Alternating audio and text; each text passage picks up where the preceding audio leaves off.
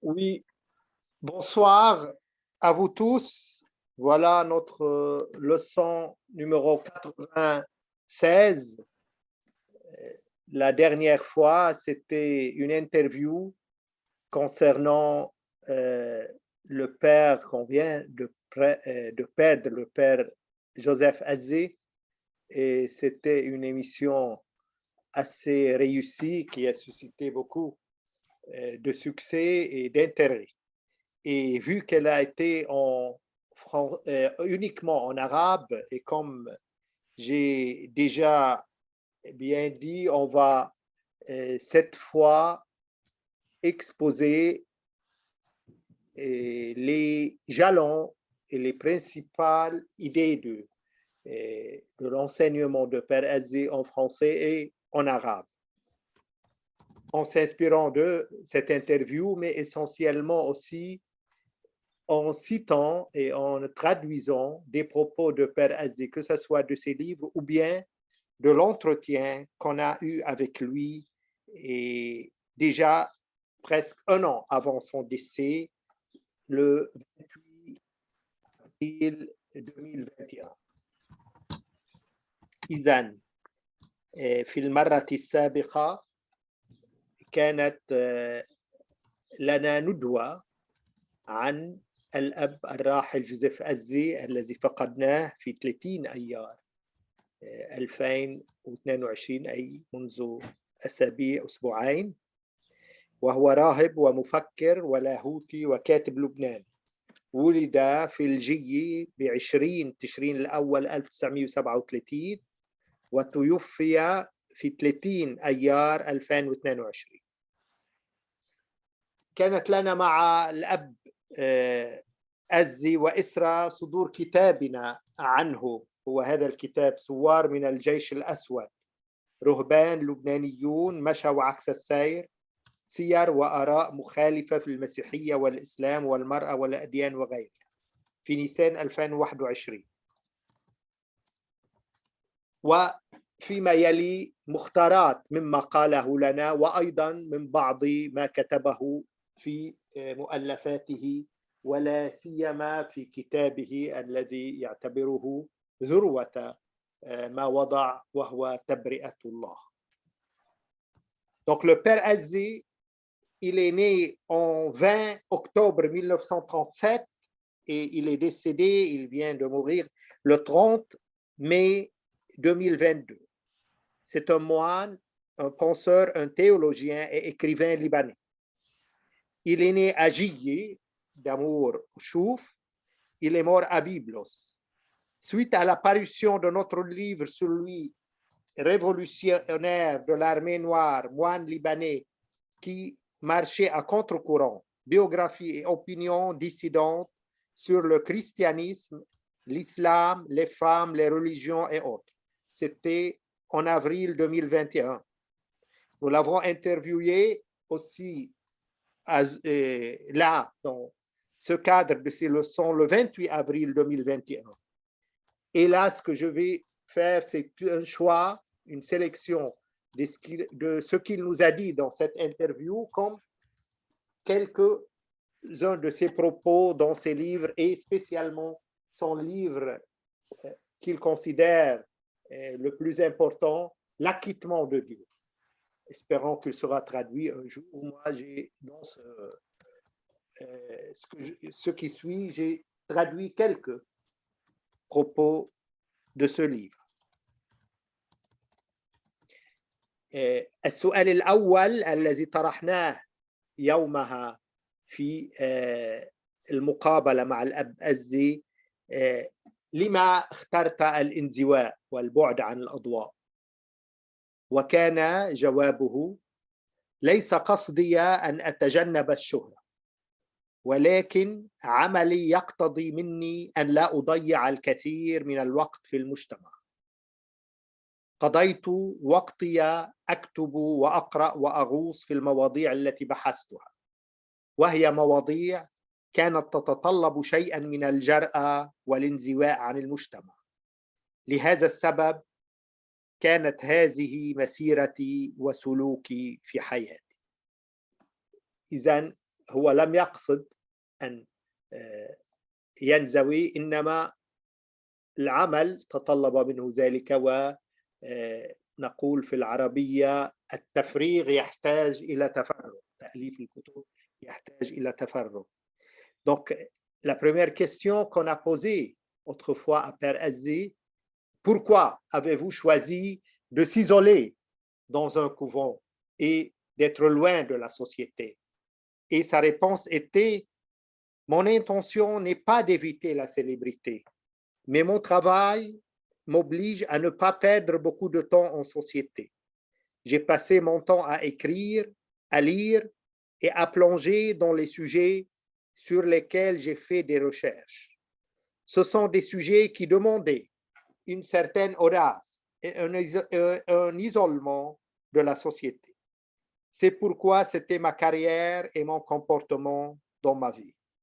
Et en arabe, il y a un proverbe qui dit at-tavrir, donc si on va vider ce qu'on a dans l'esprit sur le papier, ça demande un certain tafarruq, c'est-à-dire qu'on se consacre à ce mode de vie.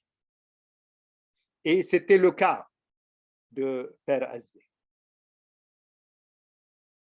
سؤال ثاني طرحناه عليه بخصوص النذور الرهبانية ولا سيما نذر الفقر، وقال جوابا: أرفض مفهوم النذور الرهبانية التقليدي، فالراهب يعيش الحياة الرهبانية بالنذور وليس فقط بالنذور، بالصلاة والحياة المشتركة وكل شيء.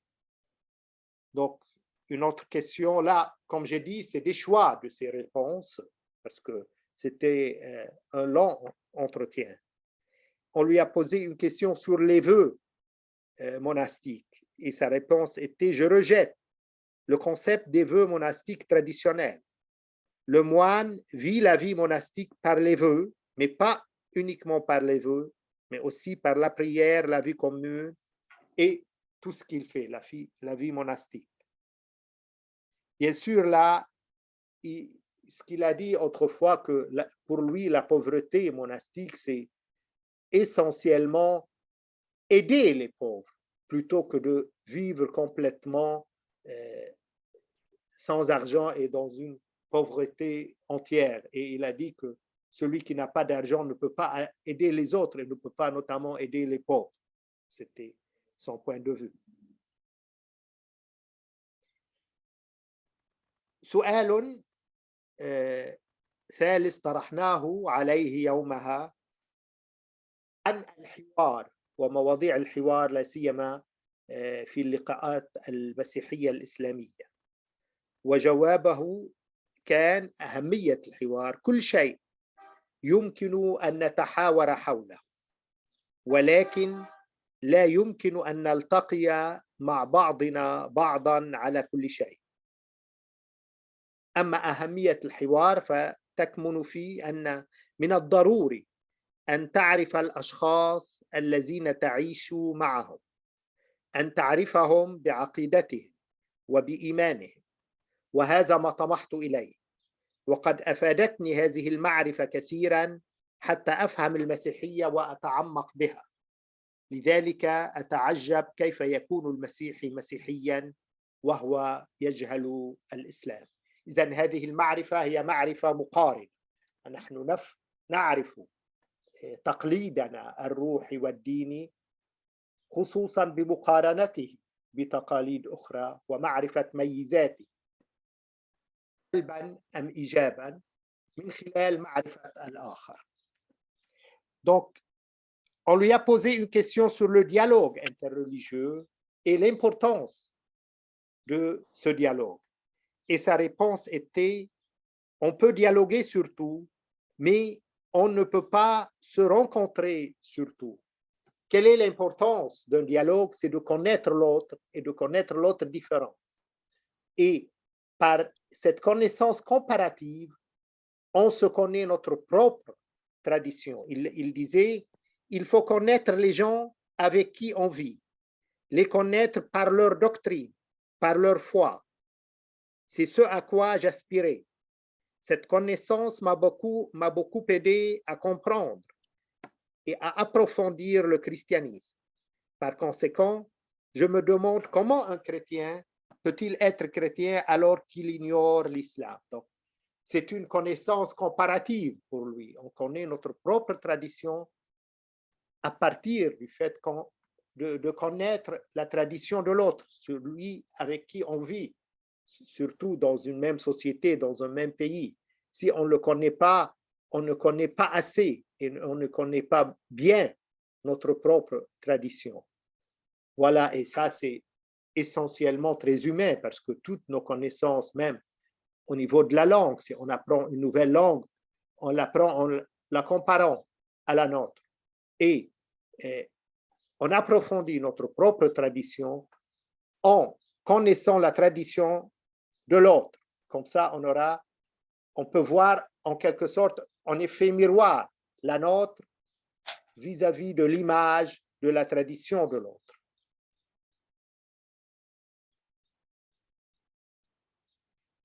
ويتابع في الإطار والسياق عينه يتابع الأب أزي قائلا أتساءل كيف يكون المطران مطرانا ولا يعرف الإسلام على حقيقته.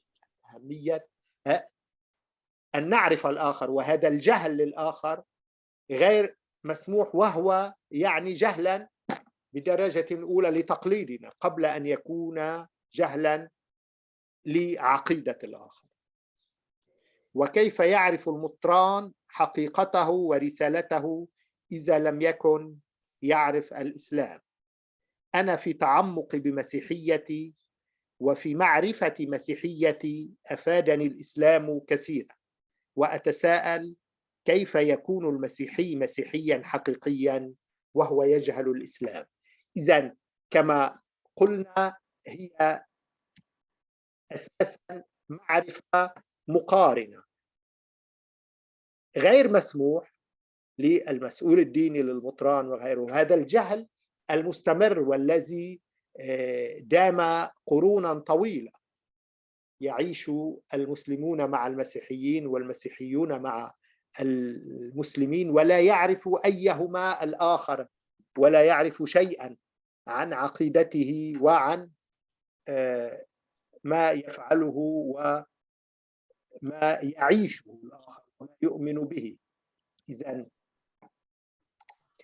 هذه المعرفة أساسية ليس فقط لمعرفة الآخر كما هو، ولكن لمعرفة تقليدنا الذي نعيش فيه. لا نستطيع أن نعرف ميزاته كما يقول الأب أزي إلا عبر معرفة الآخر وما يختلف به. عندها فقط تظهر الميزات الحقيقية لتقليدنا نحن من خلال مقارنتها. هذا معرفة المرآة كما قال إفي ميروار. ويضيف أنه في تعمقه بمسيحيته وعندما أراد أن يعرفها بالعمق أفاده الإسلام كثيرا لأنه عرف عندها ميزات هذا الإيمان المسيحي مقارنة بالعقيدة الإسلامية. Donc là, la question était intérêt de connaître l'islam, pour quel intérêt, et surtout pour un chrétien. Et sa réponse était la suivante: je me demande comment un évêque peut-il être métropolitain, c'est-à-dire un évêque, alors qu'il ne connaît pas l'islam sous sa véritable forme. Comment l'évêque connaît-il sa vérité et son message s'il ne connaît pas l'islam? Et il continue: l'islam m'a beaucoup aidé pour connaître et approfondir mon christianisme. Et je demande comment un chrétien peut-il être un vrai chrétien alors qu'il ignore l'islam. Donc, il y a d'abord un effet miroir, selon lui. On connaît notre propre tradition en connaissant la tradition de l'autre, mais pas que. D'abord, connaître la tradition de l'autre telle qu'elle est, sans qu'on la mélange avec la nôtre, ça c'est un. Deux, approfondir notre propre tradition et les caractéristiques de cette tradition à la lumière des caractéristiques de la tradition de l'autre.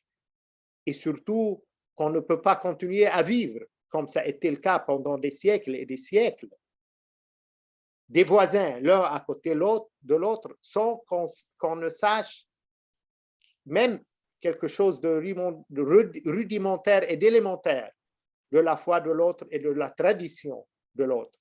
Comment il prie, comment il cogite, comment il raisonne et quelles sont les constantes de son éthique, de sa morale, de son comportement, etc. Donc, notre propre comportement, on pourra à ce moment l'approfondir, notre propre tradition, en fonction et à la lumière de celle de l'autre.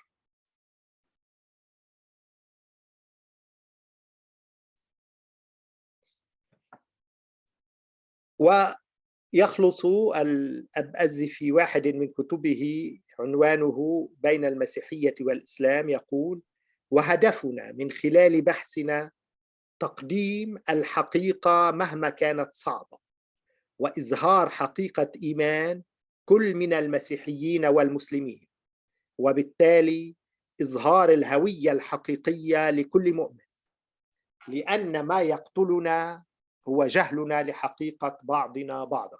إذن هذا التعبير الأخير، أولا إظهار الحقيقة مهما كانت صعبة، حقيقة الاختلاف وحقيقة اللقاء، حقيقة الواقعية، ولكن أيضا ما يقتلنا هو جهلنا لحقيقة بعضنا بعضا. هذه نقطة مهمة جدا وتتكرر في فكره. نحن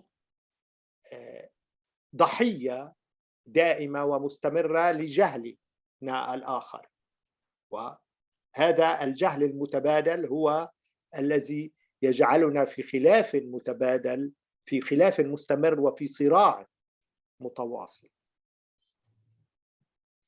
Donc là, dans un de ses livres, dans la conclusion de l'introduction de ce livre, il dit: et notre objectif à travers nos recherches est de présenter la vérité, aussi difficile soit-elle. Même, il a comme titre d'une série de ses livres la vérité difficile, et de montrer la vérité de la foi des chrétiens et des musulmans, et ainsi de montrer la véritable identité de chaque croyant. Car ce qui nous tue, c'est notre ignorance de la vérité de l'autre. Voilà, c'est important comme idée directrice. Ce qui nous tue, c'est l'ignorance de l'autre. Et on a vécu des siècles dans une ignorance continue et continuelle de l'autre. Et on s'est entretenu et on s'est entretué parce qu'on ne connaît pas l'autre tel qu'il vit sa tradition et tel qu'il vit sa foi. Et l'autre, en contrepartie, il y a donc une ignorance mutuelle, et cette ignorance, c'est elle qui nous tue et qui nous fait entrer en quelque sorte dans un conflit continuel.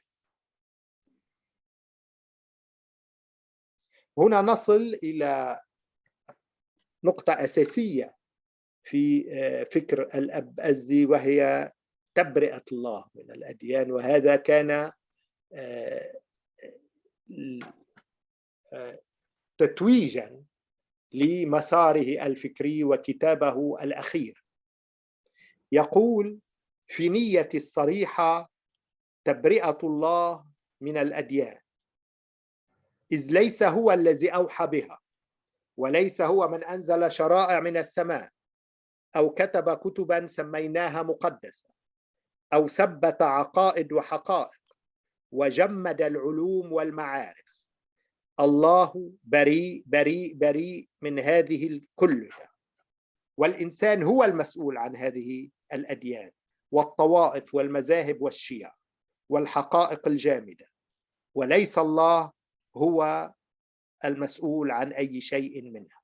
إذن بداية، هذه الأديان التي تتناقض والتي تتواجه، هذا لوحده دليل أنها غير محاة برأي الأب أزي من الله. لو كانت محاة بالفعل من مصدر واحد لما كانت تتناقض، ولكنه هنا يتحدث عن تجميد الحقائق، ثبت عقائد، جمد العلوم. وهذه فكرة تلتقي إذا لم تكن مأخوذة مع تعليم غوتاما بودا الأنيتشي، أي التغير، مبدأ التغير الدائم، le principe du changement perpétuel. حتى الحقائق ليست جامدة، تتبدل، تتمحور، تتغير مع الوقت.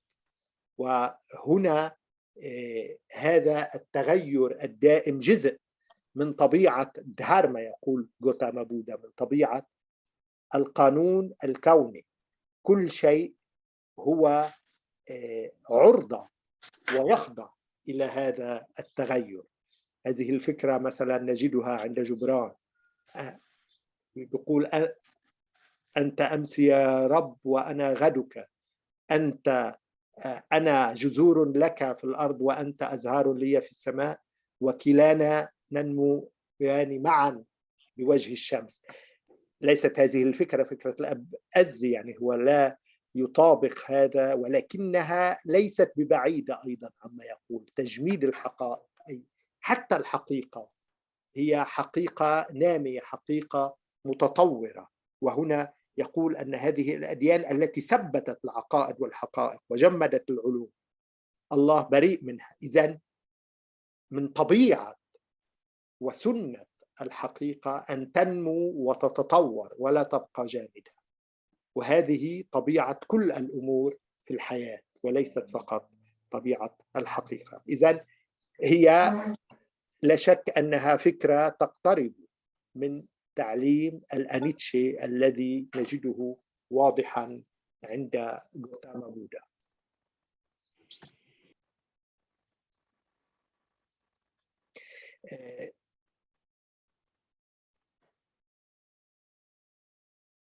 Là, on passe à une autre idée où j'ai vu une certaine rencontre entre ce que disait le père Azzi et l'enseignement du Gautama Bouddha.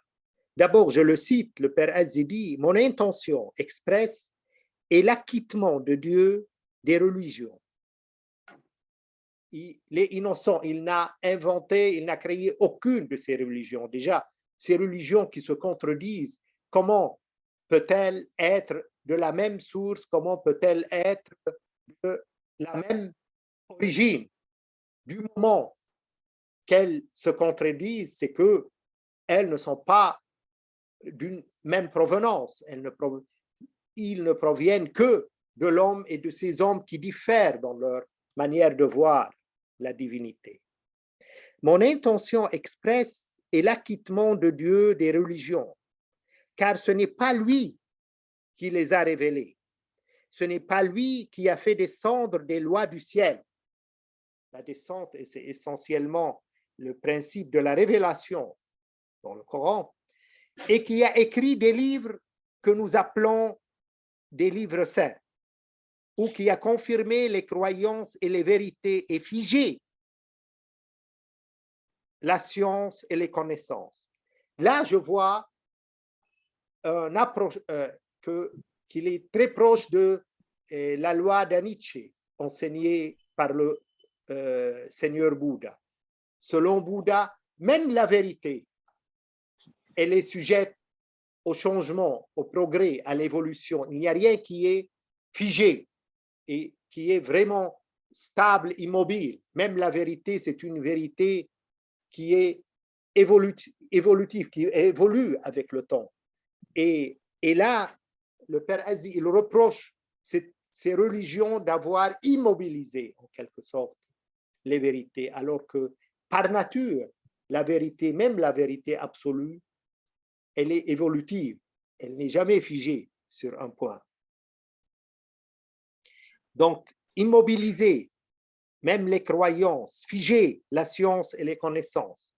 Dieu est innocent, libre de tout cela, et l'homme seul est responsable de ses religions, sectes et confessions, et de ces vérités rigides.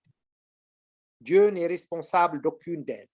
Donc, on revient toujours à cette idée que la vérité elle-même, elle est évolutive, elle évolue avec le temps, même la vérité de l'absolu.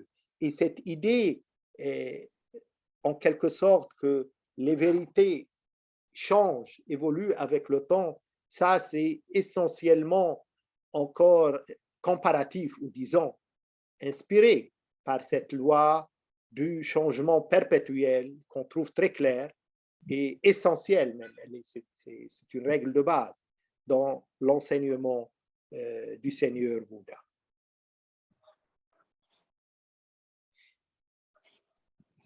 في جواب عن سؤال عن الأديان والعنف يقول، قالها في تلك المقابلة يومها الأب أزي: بدون شك الأديان هذه هي سبب كل عنف وكل قتال بين الناس وكل بغض بين الناس.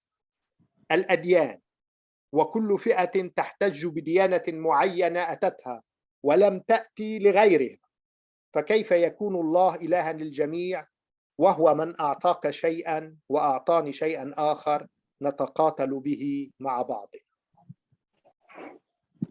هذه الفكرة، هذه العقيدة أن تناقض الأديان هو دليل على أنها ليست من مصدر إلهي واحد، نجدها عند مفكرين عرب سابقين كثر، ولا سيما ابن الرواندي كان دائما، وأيضا الرازي الطبيب الشهير محمد بن زكريا الرازي يقول أن التناقض في العقائد بين الأديان دليل على أنها ليست من مصدر إلهي وأنها من صنع بشري. وهنا نجد عند الأب أزي الفكرة عينها تتكرر، ولكنه يذهب أبعد من ذلك، يقول أن هذا العنف هو عنف ديني وأساسه ديني.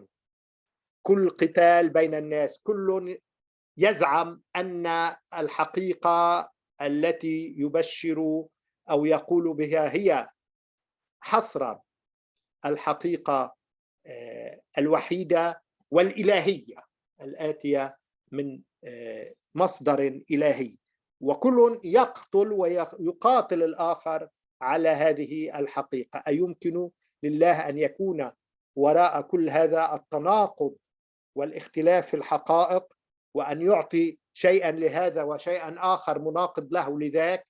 كل ذلك برأي الأب أزي هو صنع إنساني، أو ما يسمى une fabrication mentale، une création mentale، ابتداع أو بدع إنساني وبشري محض ولا دخل لله فيه.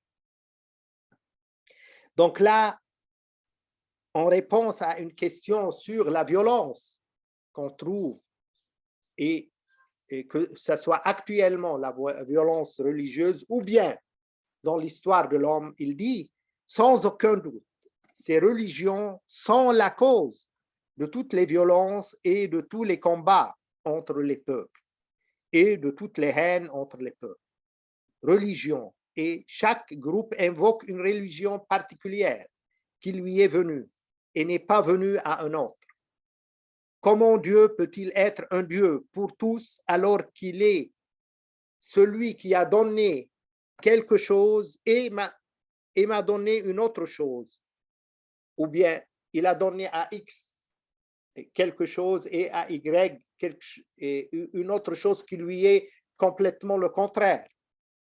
Et pour qu'on finisse par se battre les uns avec les autres sur ce qu'on prétend être donné par Dieu.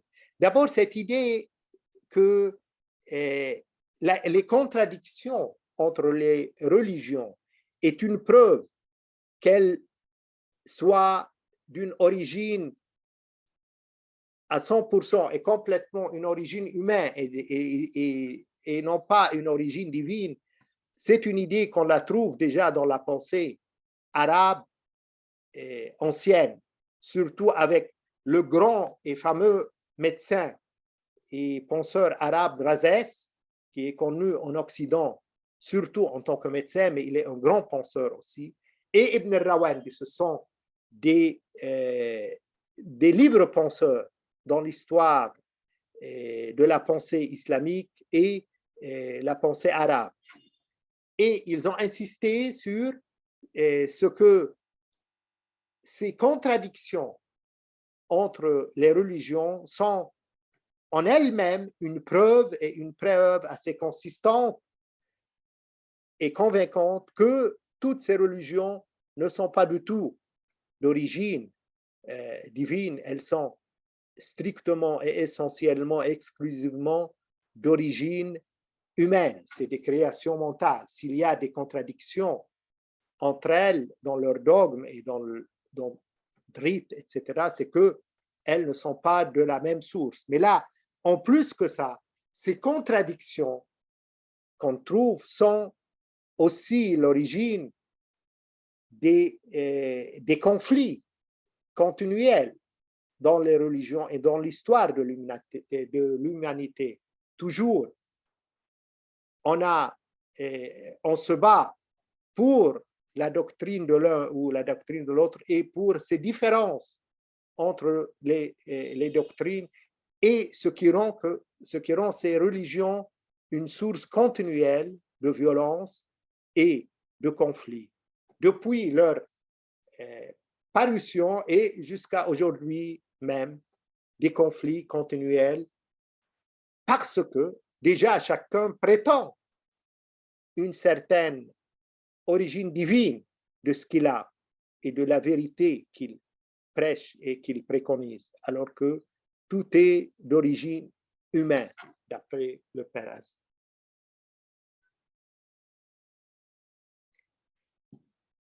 فإذا كانت الأديان لا تتفق بعضها مع بعض على هوية الله ولا على دوره ومهمته في العالم ولا على صفاته وعلاقته بالإنسان، فكيف تكون هذه الأديان إذن من عنده؟ هذا يعني مرة أخرى أن الله بريء من هذه الأديان كلها ولا يد له فيها، لم يصنعها، لم يوحي بها، بل هي من صنع البشر المختلفين طبعا، يعني المختلفين بالطبع بطبعهم. لذا يجب أن نعمل ما بوسعنا مؤمنين وملحدين على إلغاء هذه الأديان عن وجه الأرض لكي يعود الله إله الجميع ويعمل على خلاص الجميع. هنا فكرة جريئة جدا وجديدة الأب أزي. إذن طالما أن هذه الأديان، هذه فكرة سبق وشرحناها، لا تتفق بعضها مع بعض على هوية الله ولا على صفاته ولا على صفاته، فهذا يعني أنها ليست كلها ولا أي واحدة منها من مصدر إلهي، وهذا يعني أن الله بريء منها، وهي دائما تنسب عقيدتها وتنسب حقيقتها إلى وحي إلهي، ولكن هذا مجرد زعم بالنسبة إليه، وأن الله لا يد له فيها، لم يصنعها، لم يوحي بها، بل هي من صنع البشر المختلفين، ليصل إلى دعوة أساسية أن لا خلاص للإنسان إلا بأن يخلص من هذه الأديان المتناقضة التي لا تنفك، تتصارع منذ ظهورها فيما بينها، ويكون دائما الناس والمجتمعات ضحية هذا الصراع الديني المرير على الحقيقة. إذن كي يعود الله إله الجميع لا بد برأيه من إلغاء هذه الأديان. Donc là, on arrive à une idée assez importante qu'il nous a déjà parlé dans cet entretien en avril 2021, le Père Azzi. Il dit, si les religions ne s'accordent pas sur l'identité de Dieu, ni sur son rôle, et sa mission dans le monde, ni sur ses attributs et ses relations à l'homme, alors comment ces religions peuvent-elles venir de lui? Là, c'est une idée qu'il répète, mais pour arriver là à donc à quelque chose de central dans ces idées et ce qu'il préconise, cela veut dire encore une fois que Dieu est innocent de toutes ces religions. Il n'a rien à voir avec elles.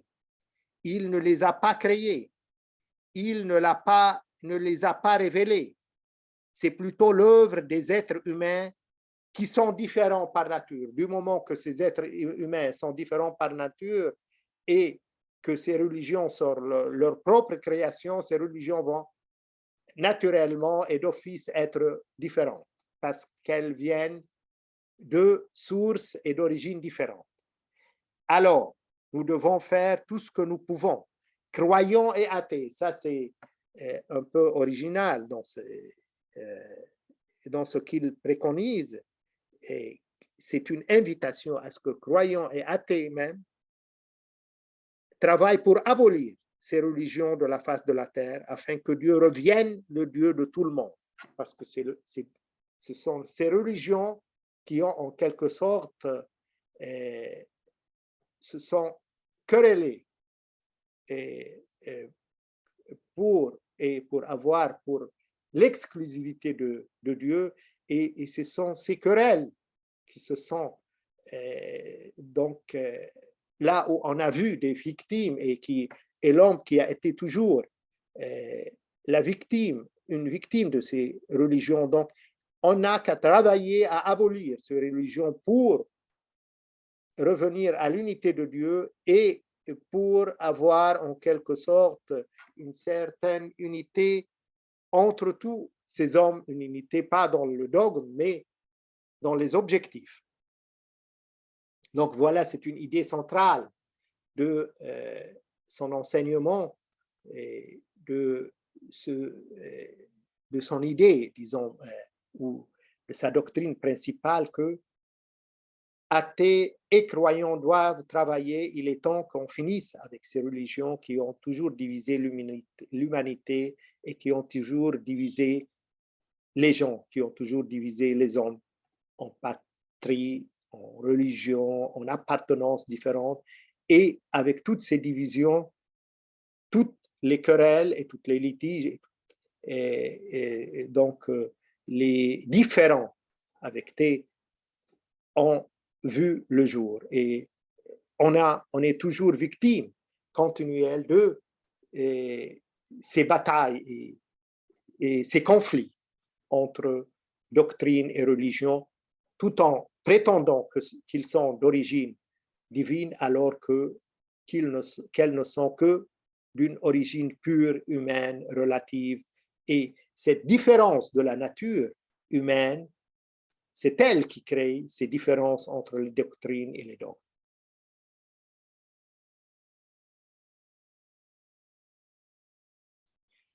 لهذا السبب على الإنسان ليس فقط أن يتواضع بل أن يحترم الله ويقول أنا لا أعرف هذا الكائن المطلق. هذه نقطة جد مهمة. كل هذه السرسرة الفلسفية عن الله وصفات الله وكلها أمور نسبية.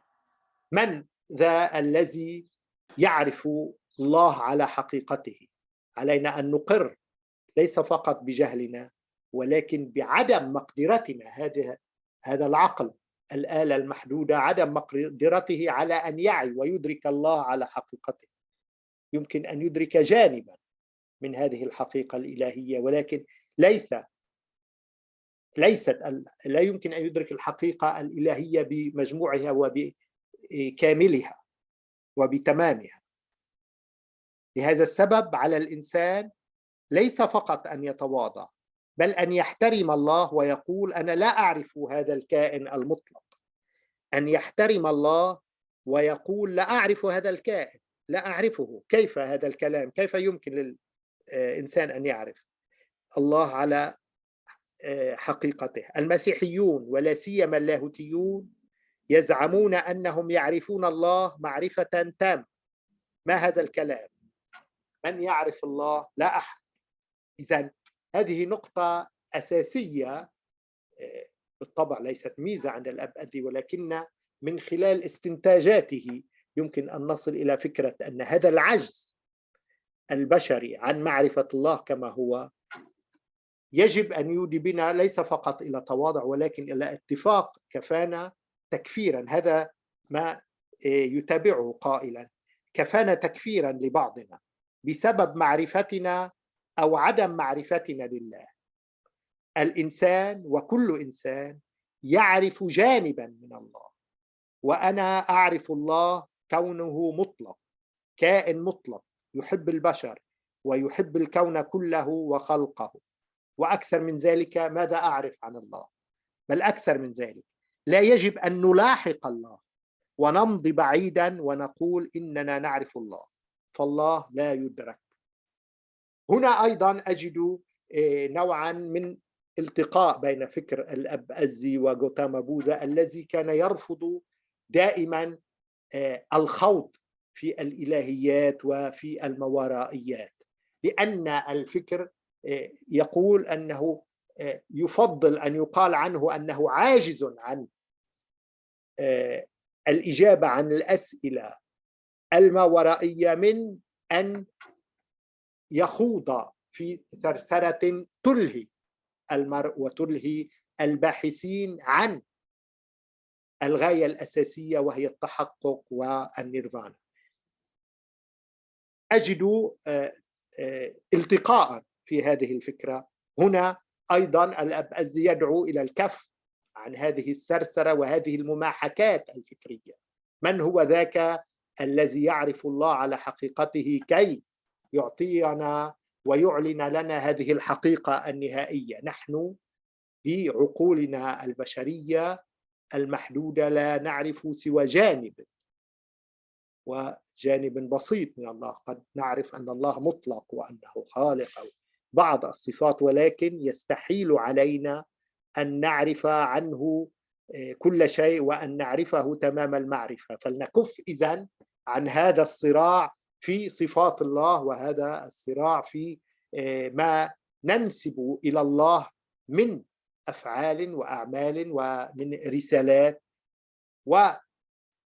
ونتجادل وليس فقط نتصارع ونتقاتل على هذه الاختلافات فيما بيننا في حين أننا بعيدون جدا عن معرفة الله. إذن يكفي أن نعرف أنه مطلق، بل لا يجب أن نلاحق الله يقول. وهذه جملة بالفعل لافتة، وأرى أنها أيضا تصب في هذه الرسالة لغوتاما بوذا أن نكف عن المماحكات الفكرية واللاهوتية والتساؤلات الكبرى التي نحن فعلا عاجزون عن أن نجد أجوبة واضحة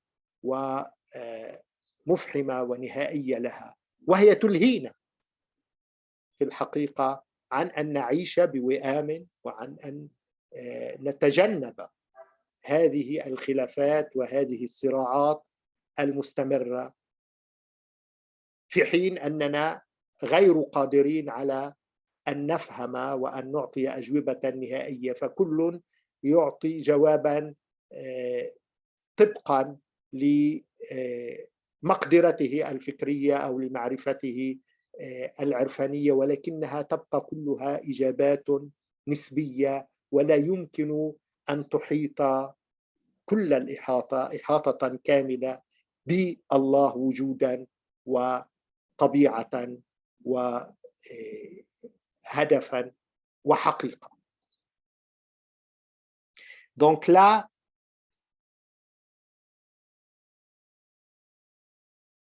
encore une citation. Il dit: c'est pourquoi l'homme doit non seulement être humble, mais respecter Dieu. et dire « je ne connais pas cet être absolu ». Il doit respecter Dieu et dire « je ne connais pas cet être ». Les chrétiens, surtout les théologiens, ils les reprochent là, prétendent qu'ils connaissent parfaitement Dieu. Qu'est-ce que c'est que ça? Qui connaît Dieu? Personne. Donc, d'abord, là, essentiel, c'est de reconnaître notre ignorance. Il continue en disant, ça nous suffit de nous accuser les uns les autres de mécréance, takfir, à cause de notre connaissance ou de notre manque de connaissance de Dieu. Notre raison, nos cerveaux, notre logique et nos esprits ne sont pas capables dans leur limitation de connaître cet illimité, cet infini, cet être infini qui est Dieu. L'homme et chaque individu humain connaît un côté de Dieu. Et je connais Dieu comme étant absolu, un être absolu qui aime les humains et aime l'univers entier et sa création, et plus. Et plus que ça, qu'est-ce que je sais de Dieu? Au contraire, nous ne devrions pas non plus poursuivre Dieu, aller loin et dire que nous connaissons Dieu. Dieu est incompréhensible. Incompréhensible. Donc là, j'ai vu on peut approcher, j'ai vu que l'idée du Père Azé est assez comparable au silence du Bouddha quand il a complètement et catégoriquement rejeté toutes les questions métaphysiques. Là, le Père Azé, il dit, nous ne devrions pas non plus poursuivre Dieu, aller encore plus pour savoir plus de Dieu.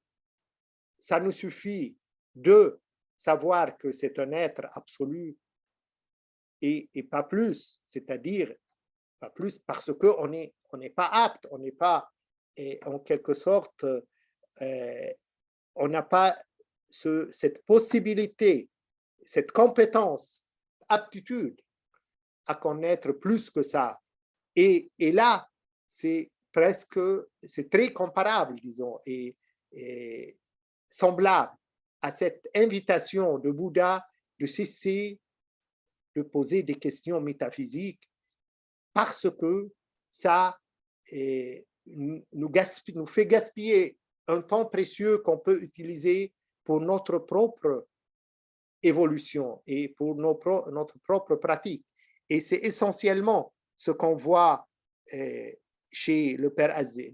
Voilà, ça nous suffit de savoir que Dieu est un être absolu. Déjà, on ne peut pas savoir plus.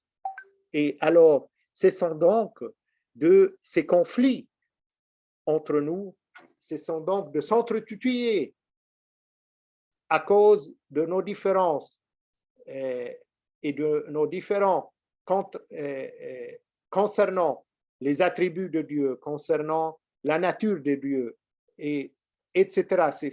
C'est exactement idiot de continuer à se takfir, donc de reprocher l'autre de mécréance et de le tuer à cause de ce qu'il voit et de ce qu'il croit de Dieu. Ni ma propre croyance est complètement vraie, ni la sienne est vraie. Donc, voilà, il y a vraiment un approchement, et il s'approche une ressemblance entre cette attitude qu'on voit chez le Père Azé et ce silence qu'on appelle le silence de Bouddha et ce refus de Bouddha de trancher et même de discuter.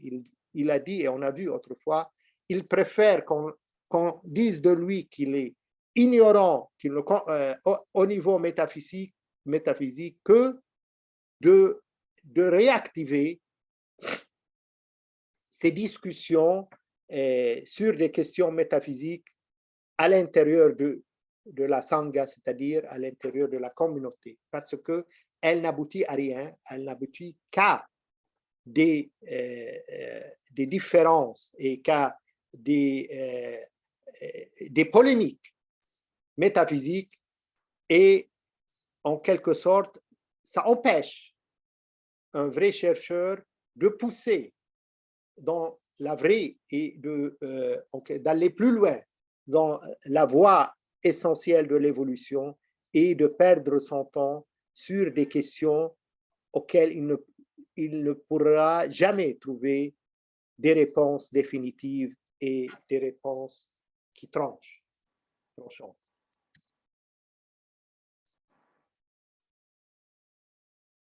وختام الدعوة للأب أزي في الحقيقة أريد أن أقول خلصوا الله، خلصوا الله، وكأنها وصية، هذا آخر ما قاله في تلك المقابلة. خلصوا الله، خلصوا الله. كنا نطلب أن يخلصنا الله، والآن نريد أن نطلب من الناس أن يخلصوا الله. ليس هذا الذي يعرفونه والذي يكتبون عنه والذي يتقاتلون بسببه. الله هو بالطبع ليس هذا بمعنى أنه أبعد ويتجاوز كل ما نقوله وما نقوله عنه وكل ما نصفه به. نحن حروبنا حروب إلهية على الأرض. خلصوا الله، هذه كلمتي الأخيرة، أن نحرر الإنسان من الله ونخلص الله من الإنسان. إذن الوصية الأخيرة، وكانت بمثابة كلمة نهائية وختامية له، أن نحرر الإنسان من الله، يعني من الأديان، من وزر هذه الأديان. وهو يقول ويردد أن المسيح إذا اعتبر مخلصا للإنسان، بماذا خلص الإنسان؟ خلصه من هذا العبء المتمادي، من ركام كبير من العقائد ومن الوصايا ومن الفروض إلى آخره. كل ذلك عمل المسيح الخلاصي أنه حرر الإنسان من هذه الفروض التي كان ينوء تحتها. إذن أن نحرر الإنسان من مجموعة هذه الفروض والسنن وافعل هذا ولا تفعل ذاك ومجموعة الوصايا، وأيضا أن نخلص الله مما نسبه إليه الإنسان. كل يقاتل الآخر ويقتله باسم الله. وهل ننسى ما وقع ولا يزال؟ الله أكبر، وكل فريق يهجم على الآخر وباسم الله الأكبر يقتل الآخر. أين هذا من ما شاءه الله للإنسان؟ إذن يعيد كلمتي الأخيرة، أن نحرر الإنسان من الله وأن نخلص الله مما نسب إليه، مما نسبه إليه الإنسان. طبعا دعوة جريئة ولكنها أيضا قابلة للنقاش والحوار. En fait, je veux dire, c'était la dernière parole et en quelque sorte un testament de sa part, du Père Azzé. Sauvez Dieu, sauvez Dieu. Nous demandions dans le temps à Dieu de nous sauver. Maintenant, nous voulons demander aux gens de sauver Dieu. Dieu, ce n'est pas celui qu'ils connaissent. Donc, pour dire que Dieu, c'est au-delà de tout ce que vous racontez de lui. Il se peut que ce soit une partie, en partie, correcte, mais il est vraiment transcendant à tout ce que vous racontez, à tout ce que vous dites. Dieu, ce n'est pas celui qu'ils connaissent et sur qui ils écrivent et ce pourquoi ils se battent. Voilà l'essentiel. Cette différence qui implique des batailles, des conflits, et des conflits de guerre, de religion. Nos guerres sont des guerres divines sur terre. Donc, voilà, pour finir, on ne peut finir avec ces guerres qu'en finissant, selon, bien sûr, le Père Azzé, qu'en finissant avec ces religions qui sont des créations mentales et des créations humaines, selon lui. Sauvez Dieu. Ceci est mon dernier mot, et c'était vraiment son dernier message. Libérez l'homme de Dieu.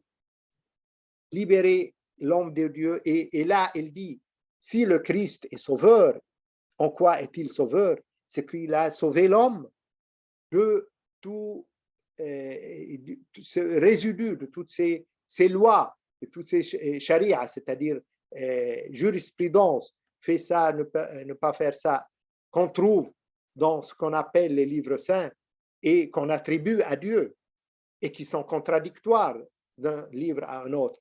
Tout ça, le Christ est venu pour sauver l'homme de tous ces résidus, de toutes ces ramassis de dogmes et aussi de préceptes et de devoirs impliqués à l'homme. C'est essentiellement le travail que le Christ a fait pour sauver l'homme. Essentiellement, c'est dans le sens de sauver cet homme de toutes ces lois et toutes ces implications.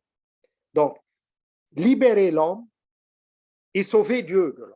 Sauver Dieu de l'homme, c'est-à-dire tout ce que l'homme a attribué à Dieu comme précepte, comme dogme, et tous ces attributs, entre parenthèses, que l'homme a prétendu qu'ils soient d'origine divine.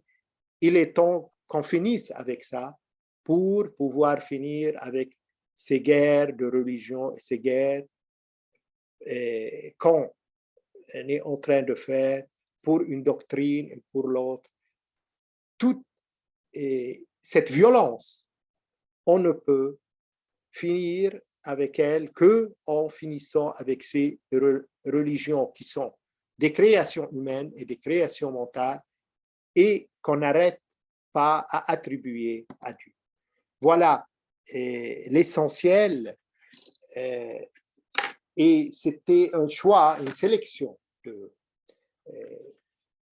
messages et d'enseignements, surtout de ce qu'il nous a dit dans sa dernière interview en avril 2021, le Père Azzi.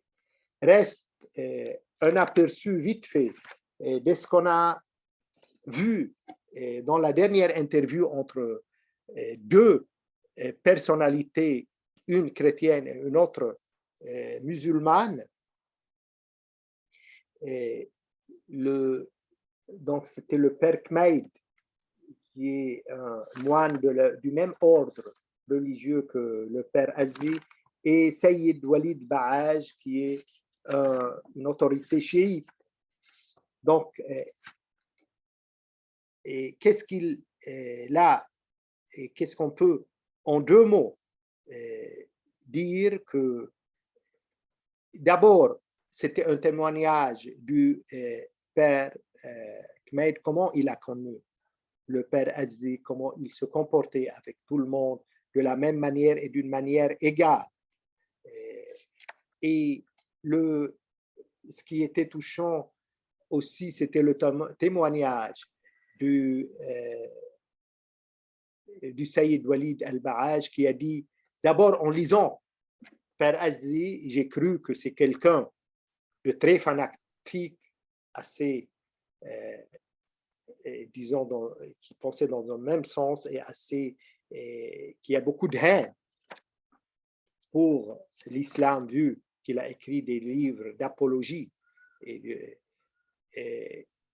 sur l'islam, alors que quand j'ai fait connaissance avec ce moine et je l'ai visité dans son couvent, mon idée a complètement changé. C'était vraiment quelque chose complètement à l'encontre et complètement contraire à ce que j'ai pensé. C'était quelqu'un de très accueillant. C'est vrai que je ne participe pas avec lui ses idées et ses propos sur l'islam et sur les religions, mais au moins, j'ai vu que c'est quelqu'un de très aimant, de très ouvert et qu'on peut dialoguer avec lui et qu'un tel dialogue pourrait être vraiment assez bénéfique.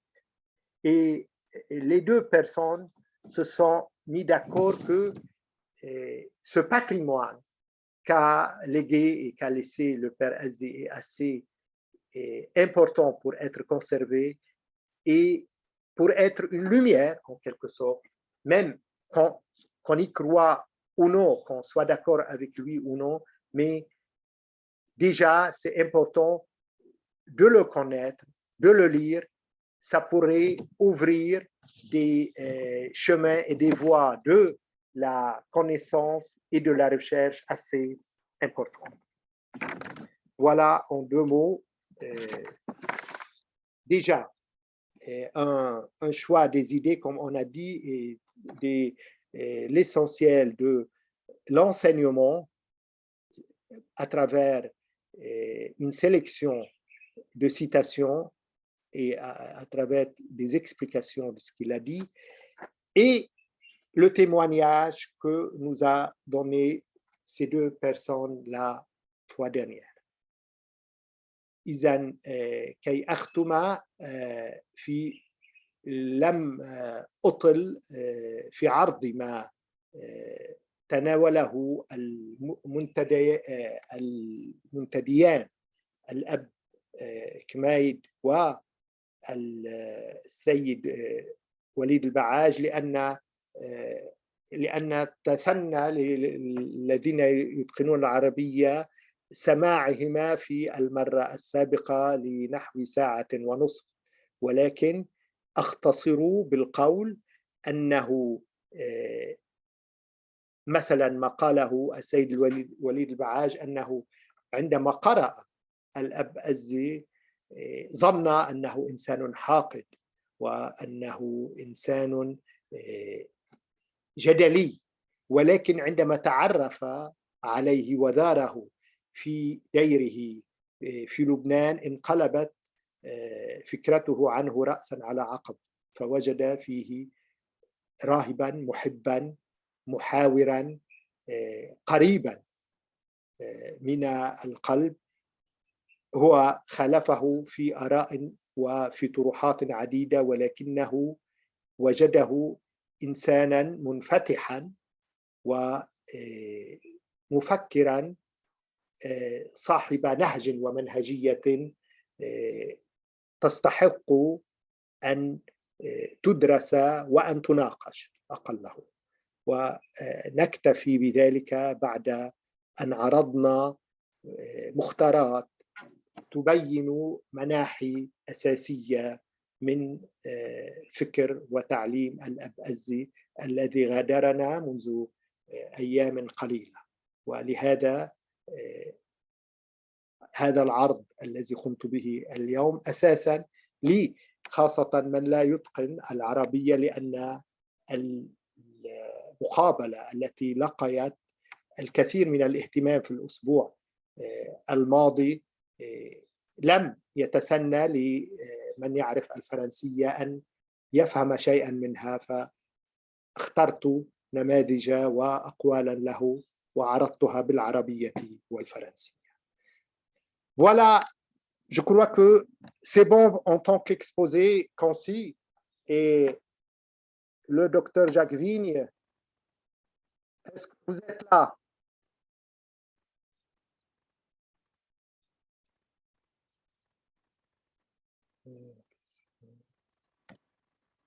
Docteur Jacques Vigne. Oui.